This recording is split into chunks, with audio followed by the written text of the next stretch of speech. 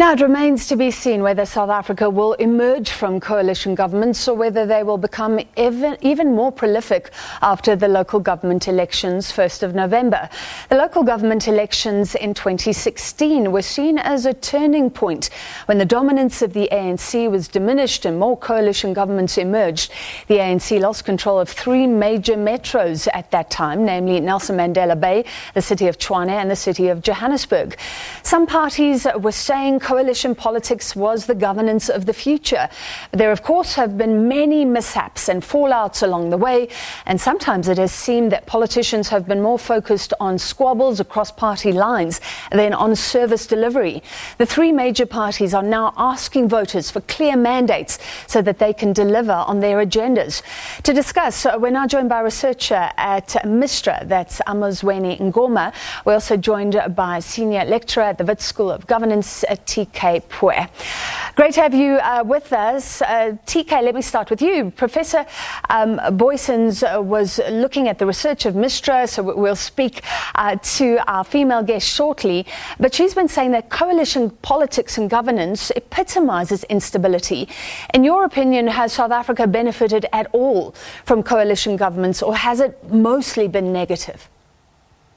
Well, I think it depends on what you're looking for. If you're looking in terms of service delivery, if you look at what's happened in the City of Tshwane and the City of Joburg, many people might argue that it's actually been a destabilizing force. But then if you look at places like Ekurhuleni, which I think kind of goes under the radar as an actual coalition, one might say business has been quite usual. But I think I do agree with what Professor Boyson is saying. Coalitions, voters do not go in their masses to go vote for a coalition. And political parties, even if you read their manifestos, don't speak about coalition. It's one of those things that happens, it occurs rather organically, and it is a sign of a failure. So again, the question is for politicians or maybe for smaller parties, as we've seen, like with the EFF, coalitions are great because it gives them a center stage at the table. But if you're saying for the average citizen, I think maybe it's still a big question mark. So let's focus on the citizens. Amuzweni, so you've done the research. Coalitions are difficult. It means cooperation and compromise. What are the cities or metros that stand out as big failures or as possibly successes? Well, thank you. Thank you. Thank you. I think that we do have very few instances where coalition governments have in fact worked. I think TK's point about the AIC and ANC in Ekurhuleni is one point, is a very unique case. But across the country, we have actually seen a lot of coalitions that have been extremely unstable. South African political parties have, on the one side, been very adept, very good at coming to the negotiation table and actually cobbling together coalition governments that do not necessarily have policy homogeneity or political parties that agree on exact policies, but they have in fact been able to get into coalitions. But what has actually happened is that as much as negotiations for coalitions have actually been successful, we've also seen that just as many coalitions have in fact dissolved. We have cases of the Nelson Mandela Bay that have experienced extreme instability and precariousness in coalition management. We've also seen that in very small cities and in towns within the Western Cape, coalitions that are run between the DA or the ANC and other small community organizations have in fact also been very precarious and insecure. Of course, the City of Johannesburg and Tshwane and the chapters in the Mistra book also illustrate this, that very precarious and unstable coalition governments have been formed. I think TK's point about how coalitions work and for whom they work is probably an important point, because if we are looking at service delivery, we do understand that a lot of cities and general municipalities have actually had a regression in basic service delivery. And where it's all gone wrong, Amuzweni, is that because the parties just clash on policy, or is this about the maturity of our politicians? Definitely misheard. I think that's an excellent point. The political culture in any country, right, the prevailing political culture of any country is the one that actually decides or determines the extent to which coalition management and success will in fact take place. We see that in European countries like Germany and other countries, Denmark, for example, have also been able to manage and have coalitions that run far longer and run governments far longer than, comparatively speaking, with South African and even other African countries. So there are areas, right, where coalitions actually do work. And the reasons for that are also the fact that there are tools and mechanisms, instruments that political parties within a mature political culture actually use to manage and ensure the success and durability of their agreements. Yeah. One such example would be coalition agreements. Coalitions are not regulated in South Africa. They're not regulated by anybody. It's just given to political parties to self-police and self-regulate. Coalition agreements are one instrument that can actually be used to manage coalitions and actually ensure that the durability and therefore the mandate and service delivery given to those governments actually does take place. TK, do you think we could have even more coalitions this time around? The parties are all saying give us a clear mandate, but I guess it's up to the voters. No, I think it's highly unlikely that we're not going to have coalitions, because if you look at what's the state of South African politics at the moment, it's one of great instability. I wrote it was an article for Kaya FM where I classify these elections as it's the election of unknowns and knowns. We know what the problems are, and I think Amuzweni has actually laid them out quite well. And even if you go through the Auditor General's reports, everybody knows local government in South Africa struggles. The unknown is how do you fix it and who do you get to go there? And I think maybe that for me is actually the bigger issue. And I love the fact that you touched on the fact, look, if you look at certain Scandinavian countries, hence I raise the issue of if you look at their manifestos, none of these political parties say, listen, I don't think they're alive to the realities that they might go into coalition. And I think it does us a disservice as citizens, because they should be able to say, listen, in case we don't get X or Y majority in the city of X or Y, this is who we're looking for, just basic principles of this is who we're looking to go into coalition with. And I think until, as you said, the maturity reaches there, or until this reality sinks in, I think coalition is going to keep being a dirty word for citizens, because what it's simply saying is it's a time for smaller parties to really maybe you give them one little position of MMC or something, or you give them a little position somewhere in the office of a rural municipalities, but it really doesn't help the citizenry. And I think it just really speaks to the fact that our politics is, and I think we just have to be really true, our politics is one that lacks real vision for the citizens at local government level, because until that really changes, what we're going to simply see is people say, listen, we all want to be winners, but no one wants to face the reality that they really cannot be winners.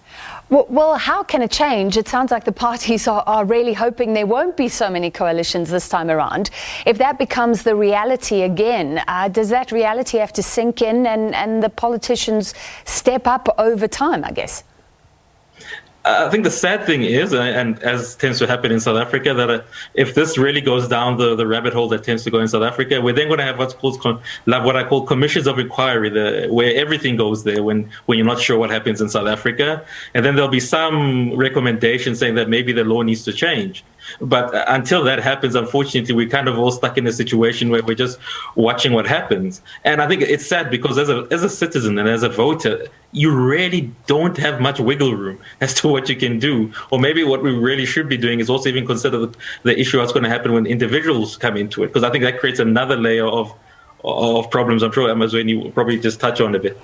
Yeah, so you're talking about the independents now who can maybe be kingmakers. Is that a possibility, Amuzweni? Definitely. I think that we are looking at a lot of independents being kingmakers. The shift between 2011, 2016, as the Mistra book actually shows, is that the kingmakers were largely small community organizations. But the important thing to realize about community organizations that got on the voters' roll is that in the next election, just as suddenly as they had actually appeared, they disappear, right? So they don't have longevity in terms of like staying within the political system. Now, the fact that we have about over 700 independents actually means that we're actually going to have individual recognizable names that are in fact kingmakers that might, as the book has actually shown across the different chapters, demand the fact that they want actually the mayoral seat because they are the kingmaker, they have 2 seats. And you must also understand that in terms of like the kingmakers, it's not necessarily always that these parties have got a large following. You have the PA, the Patriotic Alliance, you have the UDM, and you have the ID Now Good, which actually typically have well below 0.08 kind of like support on the voters' roll, but in fact come out on top because they are the smaller party that can actually make or break a coalition that can either come together or not come together. So I do think that TK is correct about the fact that we are going to see a lot of independents ruling the coalition negotiation table. But on the flip side, I actually think that we necessarily should have a more empowered citizen, right? And the voters' roll, if we look at it, we have over 400,000 people that are new registrants on the voters' roll. And these people are over 90% young people and over 50% women. So what that means when TK speaks about a known unknown is the fact that you've actually got new people that are going to vote who you do not necessarily understand or know which direction that they may take. And it is those political parties that necessarily perform and actually campaign on the basis of smart politics, understanding that coalitions are here because coalitions have been delivered at every single municipal cycle, right? With the exception of Mpumalanga. And this is all shown in the Mistra book. So I think that the over 400,000 young voters that are registered now are probably the decision makers about who is going to be the kind of kingmaker at the negotiation table of coalitions. Well, TK, then do you think that the sometimes messiness that we've seen around coalition governments will motivate voters in any way? The only example I can think of is maybe somebody thinking, I have to go and vote. I can't be lazy on the day. I have to go and vote because the party that I support marginally or significantly must at least have a clear majority. What I like about local government elections is they're a bit different to national. And the psyche normally is who can fix my problem. And I think the South African voters, you know, if there's one thing they do know is we've got very poor political parties and poor political leadership. So that I could actually act as a disservice to them saying, well, you know, why should I actually vote? Because in truth, whether it's party X or Y, they're not really in it for me. And maybe I think what Amuzweni is saying is correct. It should be that maybe we do need to actually kind of tell them, and this is my issue with elections, is I think, that, as I said, the nice about local government election is it should not actually be on the day of the elections where the citizenry gets involved. They should be getting involved in ward committees so that they actually get to know what's happening. And I think maybe we should, and I think we, and as in the broader media space and even academia, should actually be encouraging citizens to say, listen, post you just voting, a good way to really see who is who in the zoo is to actually be involved in ward committees where you can actually bring your issues to the fore. And then you'll be able to see, listen, maybe this political party is actually taking us seriously. Maybe this political party is not taking us seriously. So I mean, for me, I think the shifting should have begun maybe 2 or 3 years ago in us looking at ward committees rather than looking at the election of the day. Because the election of the day, it's almost like it's a bit too late. It's already, I think the saying is it's already baked in the cake. And I think I have a fear that unfortunately most people say, look, things are not really going well. So why should I really even waste my vote with these people? Yeah, that is a good point. Let me end with you, Amuzweni. Any predictions about who could work with who? Because this is also about the colours of the politicians and what they stand for. Remember, the DA and the EFF worked together at one point in Joburg, but they're now, they seem eons apart. Do you see any parties that could work with each other? Look, I think the coalition constellation, the upcoming coalition constellation is probably anybody's guess, right? But what we definitely can talk about are the kinds of coalition constellations that are likely to dissolve. A DA-led kind of like coalition constellation will definitely be disrupted by the UDM and EFF, as the Mistra book shows. And a constellation that does include the ACDP, the ACDP, ID, COPE, and FF is actually a better, more stable kind of like constellation, because those parties, while they are vying for voters and quite competitive, are quite stable, far more stable than the DA, the EFF, and the ANC in any form of coalition constellation. So the likelihood is that we have seen, and the book has shown, that South African political parties are able to come together across policy spectrums, right? That there's no necessity for them to actually agree completely on their policies and their policy choices. But they do also then use that as a moment of actually disrupting the coalition that they want to disrupt, and then move out and create a better identity for themselves, and so on. So I do think that there are particular coalition constellations that we should look out for and not necessarily hope for. And actually that political parties in the next cycle actually have to practice much smarter coalition politics. All right, thank you. This has been fascinating. I hope we can chat again. Researcher at Mistra, Amuzweni Ngoma, and also senior lecturer at the Wits School of Governance, TK Pooe.